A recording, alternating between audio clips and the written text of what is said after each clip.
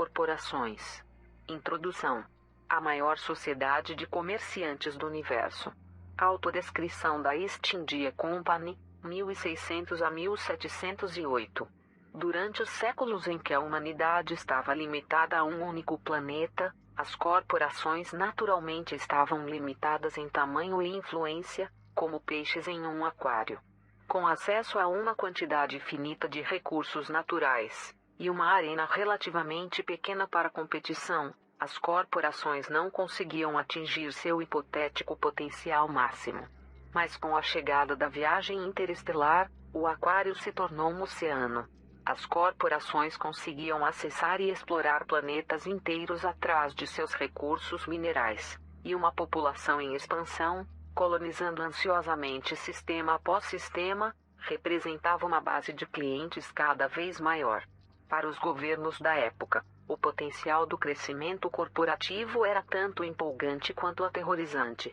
A prosperidade comercial resultava em maiores receitas fiscais e maiores números de empregos, mas também aumentava o risco de frotas de segurança que poderiam se tornar rivais dos militares oficiais. Parecia inevitável que com o tempo as maiores corporações se tornassem o equivalente a estados-nação por direito próprio. Com o fim das antigas restrições, simplesmente não havia nada para impedi-las. Atualmente essa visão se concretizou parcialmente, com diversas corporações sendo proprietárias de sistemas inteiros. Para muitos funcionários corporativos, a antiga distinção entre um lar e um local de trabalho desapareceu. Os operários de naves, refinarias e postos controlados por corporações podem esperar passar a vida inteira acolhidos pela empresa. Apesar de sua imensa riqueza e poder, até o momento as corporações estão satisfeitas em operar pelas, e permanecerem sujeitas às jurisdições da Aliança, do Império e da Federação, em vez de criarem um sério desafio para qualquer um deles. Os comentaristas indicam dois motivos para isso. Em primeiro lugar, as corporações prosperam se saindo bem em suas áreas escolhidas, e assumir as responsabilidades onerosas de um governo seria uma distração da missão corporativa. Em segundo lugar, considerando que as corporações já detêm muito do poder real, especialmente na federação, elas não ganharão nada abolindo as aparências convenientes do Estado. É melhor operar abaixo da superfície, criar uma aparência de conformidade e confiar no poder do dinheiro para facilitar o caminho a seguir.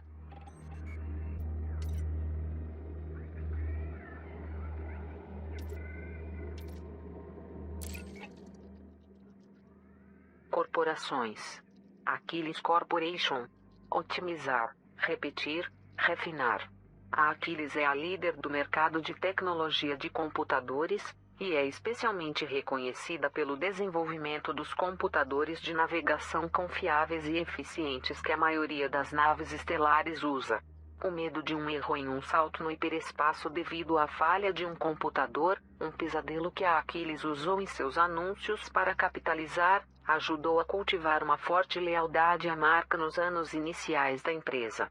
A Achilles também é uma pioneira na área de robótica, o que significa que ela foi prejudicada há muito tempo pela proibição interestelar do desenvolvimento de inteligência artificial autoconsciente. No fim dos anos 3200, surgiram boatos de que a corporação estava tentando contornar essas restrições colocando cérebros cultivados organicamente nos corpos de robôs. Não surgiu nenhuma evidência dessa atividade, e os membros do conselho da Achilles nem se deram o trabalho de falar sobre os boatos. Também houve especulações de que os líderes da empresa são amplamente aprimorados ciberneticamente, considerando seu histórico de aquisições implacáveis e maquinações corporativas. Até mesmo suas operações empresariais públicas são caracterizadas por uma eficiência cruel, enquanto há boatos de que suas negociações privadas envolvem tudo, desde chantagem de executivos rivais até assassinato. A declaração oficial da Achilles é que esses boatos são pura fantasia e uma resposta previsível e invejosa do sucesso. No entanto, os boatos persistem, e a reputação da Achilles agora é tão intimidante, que corporações menores aceitam prontamente ao primeiro sinal de uma proposta de aquisição em vez de tentarem negociar condições melhores. Ninguém quer se tornar o assunto de um boato que pode acabar com carreiras.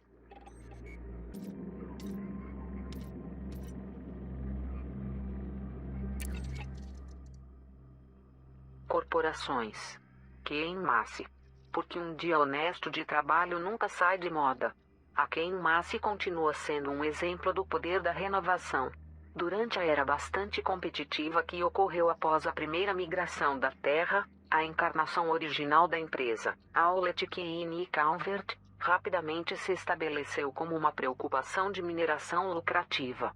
Por meio de uma combinação de nepotismo e suborno, a HCIC assegurou uma garantia federal dos direitos de mineração por diversos sistemas, com a ressalva de que, se não conseguissem explorar os recursos dentro de um período determinado, isso resultaria em confisco. Para instalar suas operações de mineração o mais rápido possível, a HCIC economizou em segurança e qualidade de equipamento e fez promessas exorbitantes para os possíveis funcionários. Promessas que não eram cumpridas. Os frequentes acidentes no local de trabalho eram acobertados. Até esses problemas se tornarem públicos, a HCIC era um nome reconhecido e as repercussões foram graves. Foram feitas tentativas simbólicas de recompensa, mas a imagem pública da empresa estava gravemente manchada. Uma fusão com a firma de logística Massey Auleg, que estava passando por dificuldades, mas era respeitada, deu à HCIC uma oportunidade de se reinventar como a empresa de mineração local. A nova corporação Queimasse se apresentou como uma operação humilde e honesta, cujos funcionários esforçados eram tratados com dignidade. Em um universo incerto, de acordo com os anúncios, a Queimasse sempre estaria à disposição para você. A campanha foi um sucesso enorme. Atualmente, a Queimasse é amplamente percebida como uma empresa à moda antiga que compreende e defende trabalhadores e trabalhadoras. Mas apesar dessa imagem íntegra e de os padrões de segurança terem melhorado, a empresa continua tão aquisitiva e preocupada com expansão quanto antes.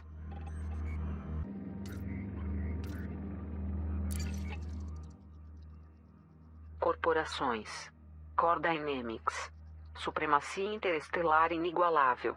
A Core Dynamics é um conglomerado gigante, e é mais conhecida como uma das melhores fabricantes de sistemas de armas e vigilância em naves espaciais da galáxia, com um foco especial em naves de combate. Sua linha de produtos vai da pequena Eagle até o cruzador de batalha classe Farragut, incluindo o skimmer mais popular da galáxia, o S-4 Sentry. A empresa é conhecida por seus eventos ocasionais de descontos, oferecendo naves a um preço reduzido devido à comemoração de um novo projeto ou como incentivo para a participação em um empreendimento comunitário. A Core Dynamics tem um antigo acordo de suprimento com a Federação, e é responsável pela Federal Assault Ship, Corvette, Dropship e Gunship. Como parte desse relacionamento, a empresa recebe acesso privilegiado às reservas federais de dados de caixas pretas que são usados em seu setor de pesquisa e desenvolvimento. Na busca contínua por projetos mais robustos e eficazes para naves, não há substituto para dados obtidos de combates genuínos.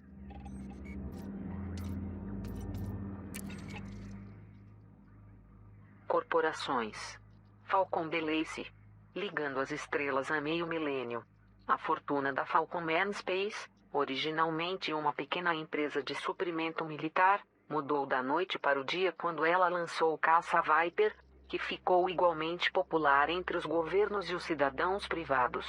De fato, a demanda era tão alta, que a Falcon Man Space precisou delegar a produção do Viper para outras empresas sob licença. Com a riqueza vieram a inovação e uma variedade de novos projetos. Como o Viper, essas novas naves receberam nomes inspirados em serpentes perigosas. A Cobra marcou a entrada da empresa no mercado de comércio, enquanto a leve e versátil Sidewinder foi projetada principalmente como uma nave de reconhecimento. Conforme a riqueza da empresa aumentava, ela começou a absorver muitas das empresas às quais tinha concedido contratos de fabricação. Em quase todos os casos, o íntimo relacionamento de trabalho dessas empresas com a Falcon Aerospace tornou as aquisições fáceis e mutuamente benéficas. Em 2982, a corporação se fundiu com uma das maiores fabricantes, a DeLacy Shipworks, tornando-se Falcon DeLacy.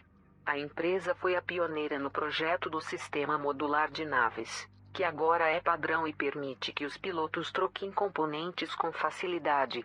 De maneira significativa, a empresa disponibilizou gratuitamente os esquemas do sistema modular para as fabricantes rivais, ampliando a seleção de módulos compatíveis disponíveis para os pilotos e, portanto, tornando as marcas Falcon DeLacy mais populares. Sem essa filosofia de compatibilidade de componentes, a manutenção de naves espaciais poderia ter se tornado um péssimo cenário em que, por não conseguir as peças adequadas, uma nave quebrada poderia ficar abandonada em uma estação por semanas, ou pior, ficar sujeita a tentativas de remendos. Hoje, a Falcon DeLacy se destaca como uma das corporações mais duradouras, difundidas e admiradas do espaço colonizado. O respeito público pela empresa é tão alto, que a Aliança, o Império e a Federação tentaram garantir exclusividade às naves da Falcon DeLacy. Até o momento, as tentativas não foram bem-sucedidas.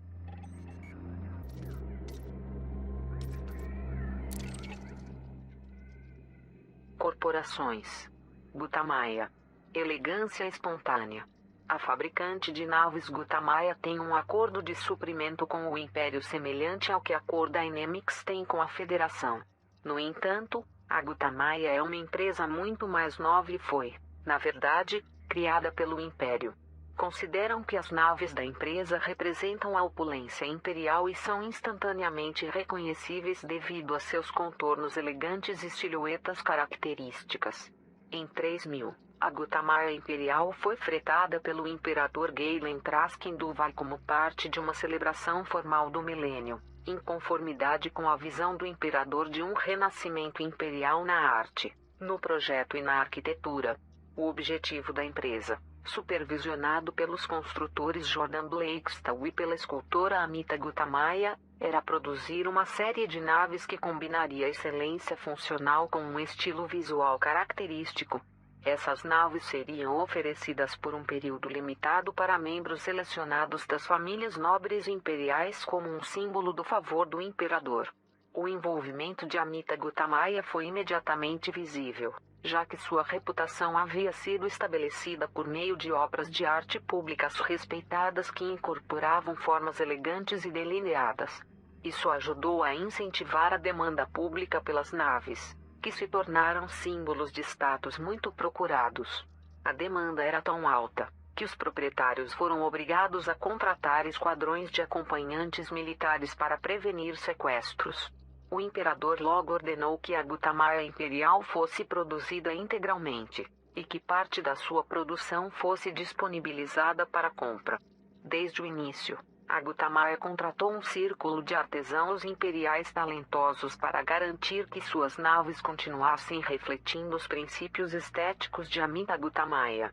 Em 3006, quando Amita Gutamaya morreu em circunstâncias desconhecidas, ela foi sepultada na cripta da família Gutamaya em Akenar 6B.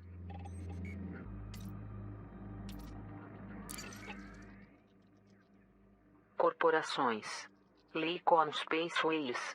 Naves esforçadas para pessoas esforçadas.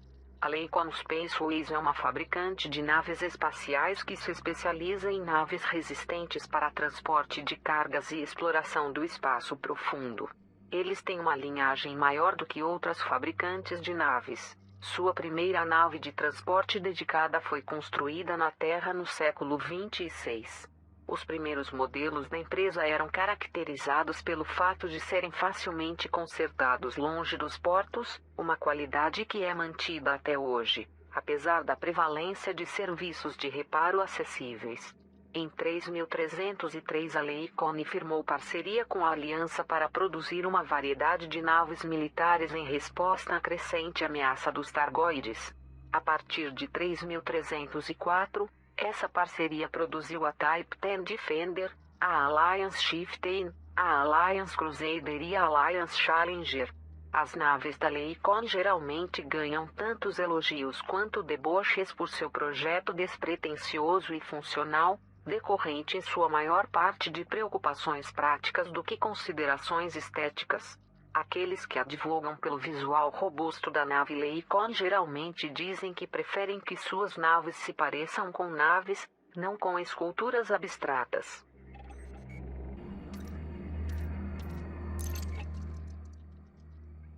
Corporações. Mastopoulos Mining. 300 anos de credibilidade. Em 2951, um senador imperial chamado Guia Mastopoulos ajudou um grupo imperial a tomar o controle de um conjunto essencial de direitos de mineração a partir de uma parceria apoiada pela Federação. Em seguida, Mastopoulos tomou o controle direto das operações de mineração, e sob orientação sua e de sua filha Nia, a empresa rapidamente cresceu.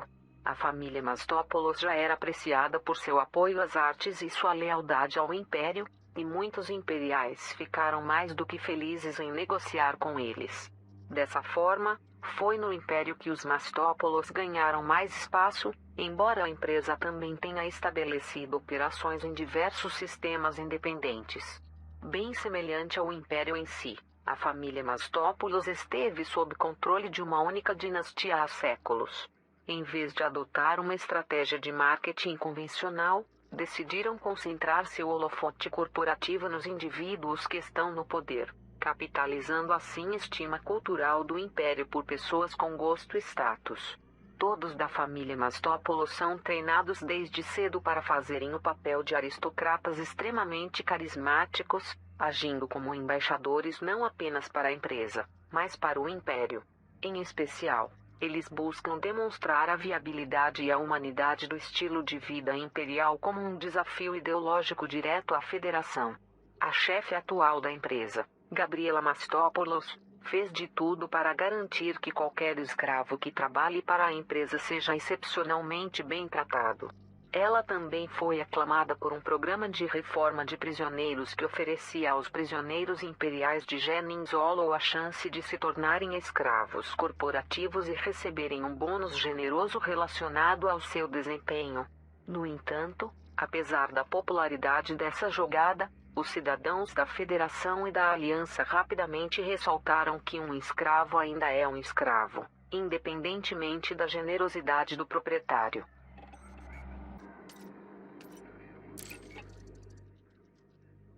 Corporações. Saud Kruger. O melhor para os melhores. Para pilotos independentes, a Saud Kruger é mais conhecida pelas linhas luxuosas para passageiros, como a Beluga, a Dolphin e a Orca, embora a empresa também opere um setor de turismo sob a marca Astrogator. A Saud Kruger começou como uma fabricante de iates em Bedell, embora a limitação do mercado tenha restringido o crescimento da empresa. Quando Stanislaw Kruger, diretor da empresa, comprou a Astrogator, uma empresa de turismo que passava por dificuldades, em 3270, ele deu a Saud Kruger o ponto de partida em diversos sistemas estelares. Em seguida, Kruger renovou a frota da Astrogator e repaginou o itinerário relativamente estagnado, oferecendo um com mais aventura e emoção, o que acabou fazendo muito sucesso. Couro dourado, extraído exclusivamente do planeta Olm no sistema Bedell, foi usado na parte interna das naves da Saud Kruger por anos, e é parte da estética característica da empresa. A Saud Kruger tem o direito exclusivo de produzir couro dourado legítimo, que vem com nanopartículas codificadas que garantem a autenticidade. A Saud Kruger também compete na área de mapeamento interestelar e exploração do espaço profundo e gosta de ressaltar o perigo e o esplendor da exploração. Os críticos da empresa alegam que essa abordagem pode transformar a importante área da exploração espacial em um passatempo para os ricos entediados, alienando assim os diversos profissionais autônomos dos quais a disciplina depende.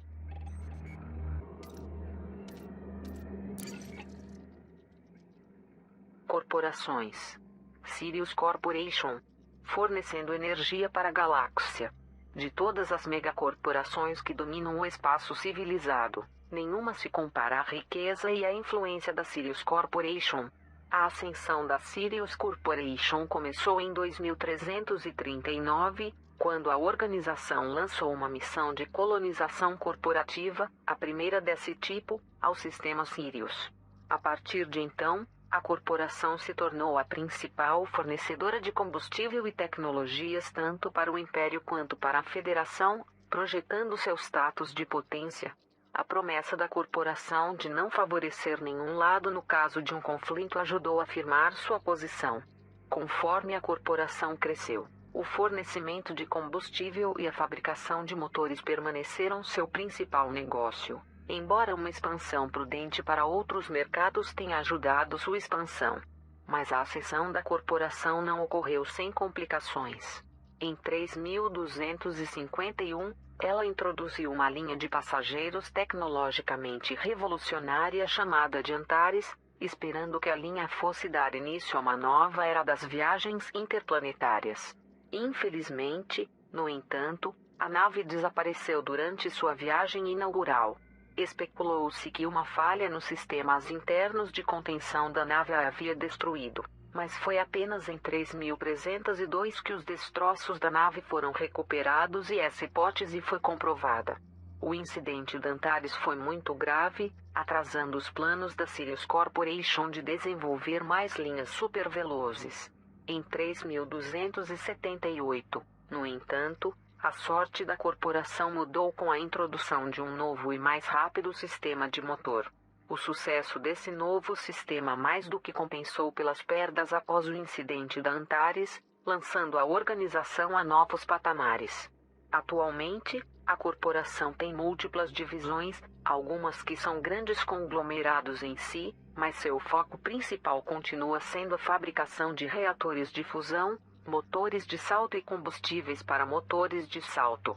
Essa divisão ainda opera sob a bandeira da Sirius Corporation, embora tecnicamente seja conduzida pela Sirius Hyperdrives, com a corporação parente agindo como uma empresa-mãe. As divisões industrial, de mineração e de energia da empresa provavelmente são as maiores. A Sirius Mining trabalha junto com a Sirius Industrial para produzir equipamentos especializados para mineração planetária e de asteroides, além de fundições e refinarias industriais, unidades de processamento atmosféricas e reatores de processamento de resíduos. A Sirius Power produz geradores que vão de dispositivos de 10 kW a usinas de 100 GW para instalações industriais e processadores atmosféricos. A Sirius Corporation mantém uma grande frota privada usada para defender seus interesses. A maioria de suas naves são fornecidas pela Gutamaya, embora uma porção seja fabricada sob licença nos próprios estaleiros da Sirius. A corporação controla dezenas de sistemas estelares e até criou uma subdivisão governamental, o Sirius Gov, dedicada a gerenciar esses sistemas. De fato, observou-se que as pessoas desses sistemas desfrutam de uma qualidade de vida melhor e de uma segurança pessoal maior, cortesia da frota privada da Sirius, do que as de muitos sistemas independentes.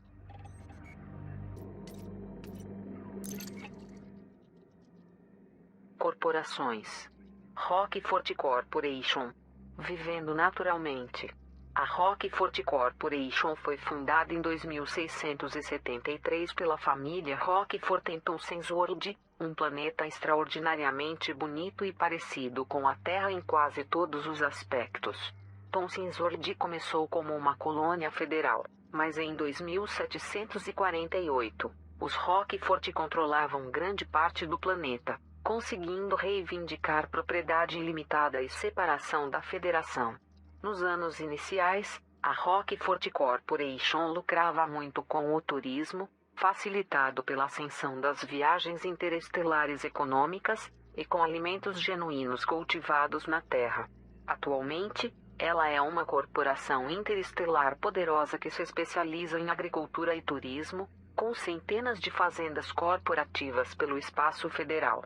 Ela também tem uma reputação de ser aquisitiva, pois comprou muitas das empresas de clientes. começando com uma aquisição amigável do escritório de advocacia Smith Smith, agora conhecido como Rockford Law. Em 2730, o Rockford Law estabeleceu a Rockford Legal Academy em Townsend World, agora considerada como uma das melhores da galáxia para se estudar direito federal. Rockford sempre teve interesse em trabalhar com poderes governamentais, tanto federais quanto independentes, e ocasionalmente emprestou sua frota privada para ajudar a afastar ameaças externas. A empresa até patrocinou campanhas eleitorais, incluindo a do infame presidente federal corrupto Isaac Gellan em 2862. Em vez de ser prejudicada pela associação com Gellan, no entanto, a reputação da empresa melhorou, pois foi a própria Rockford que expôs a corrupção do presidente.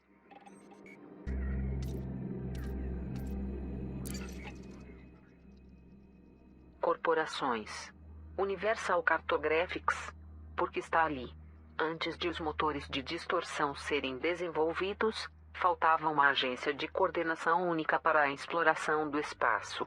Os governos e as corporações tinham programas de exploração internos, mas eles eram motivados pela busca de territórios novos e exploráveis, não por fins humanitários. Não era incomum esses programas contratarem a ajuda de exploradores autônomos, mas como uma classe, eles eram vistos como instáveis e não confiáveis. A reputação dos exploradores autônomos não melhorou com a onda de escândalos de dados falsos, nos quais um piloto apresentava, e era pago por dados escaneados impressionantes de sistemas até então inexplorados que, no fim, acabavam sendo forjados. A distância do sistema significava que a decepção só era descoberta muito tempo depois.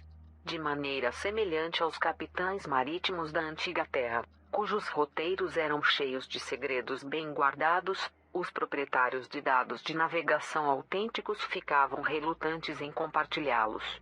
O roubo desses dados era uma preocupação prevalente no fim dos anos 2900, período em que a falta de confiança entre o Império e a Federação foi mais intensa. Os oficiais nos dois lados ocasionalmente sugeriam um banco de dados compartilhado como uma forma de acabar com a divisão, mas as suspeitas mútuas destruíram a ideia antes de ela ser implementada. A criação dos motores de distorção aumentou muito a capacidade de salto até mesmo de naves pequenas, possibilitando que os indivíduos se tornassem verdadeiros exploradores espaciais sem necessidade de patrocínio corporativo ou governamental. Criou-se o palco para uma corporação gerenciar, coordenar e distribuir a onda de dados de navegação que eram enviados. A Universal Cartographics preencheu essa vaga, surgindo da fusão da Unified Infotech com a Devane Bright Interstellar. Cynthia Sideris, antiga presidente da Unified Infotech, escolheu o nome Universal Cartographics para refletir a política da empresa de tornar os dados acessíveis para qualquer pessoa que esteja disposta a pagar por eles. Protocolos de segurança sofisticados, desenvolvidos na Unified Infotech, garantiam que todos os dados vendidos para a Universal Cartographics eram extraídos por escaneamentos legítimos. A combinação de confiabilidade e acessibilidade tornou a Universal Cartographics um sucesso instantâneo. O ethos da empresa, que valorizava as descobertas para seu próprio bem e defendia o avanço do conhecimento humano, combinava com o de muitos exploradores independentes, e continua combinando até hoje.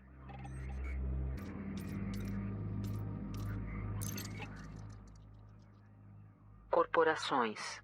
Rickney Construction Mining, uma indústria feita para durar. A Rickney Construction Mining é uma das mais antigas corporações interestelares. Fundada há mais de 1000 anos, ainda mantém o nome de seu fundador, Tobias Rickney, que foi um minerador de carvão na Terra na época anterior à automação completa.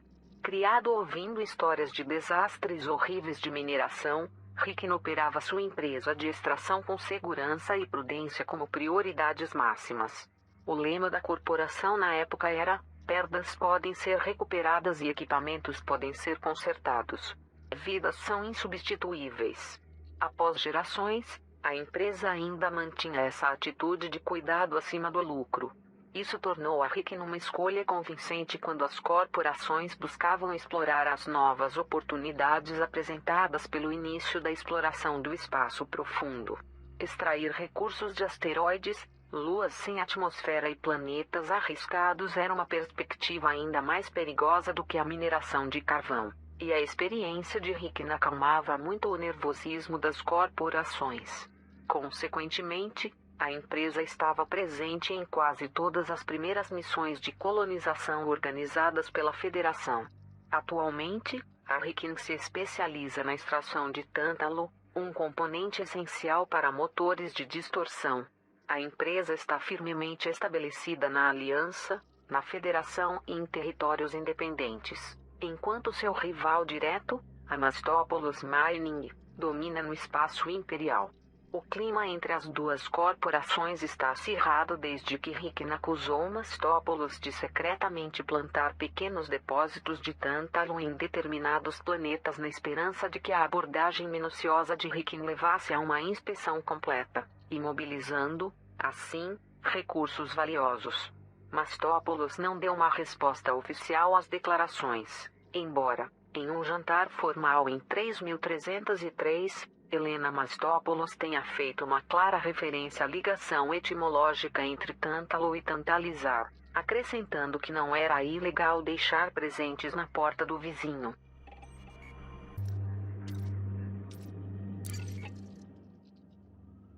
Corporações. Worldcraft. Otimizando a recreação. Com sede no sistema Epsilon Eridani, a Worldcraft tem sido a empresa de turismo preferida da Federação há mais de 300 anos. A empresa iniciou como a Cisco Corporation, com resorts de turismo por todo o espaço ocupado por humanos. No início do século 33, ela aumentou drasticamente o escopo de sua operação e começou a realizar a terraformação de planetas para criar mundos de resorts dedicados, uma operação facilitada por meio do uso das unidades de processamento atmosféricas Worldcraft da Freeworld Ventures. Ansiosa para eliminar os concorrentes do mercado, a Cisco comprou a Freeworld Ventures em 3.260 por meio de uma compra alavancada, dobrando o tamanho da corporação da noite para o dia. Na época, a Cisco estava associada ao lado mais decadente do mercado de festas, o que havia impedido a empresa de entrar no espaço imperial com sucesso. Capitalizando a aquisição da Freeworld Ventures e o respeito à marca Worldcraft, a empresa sabiamente se renovou como Worldcraft com um C maiúsculo, na esperança de estabelecer uma presença no espaço imperial.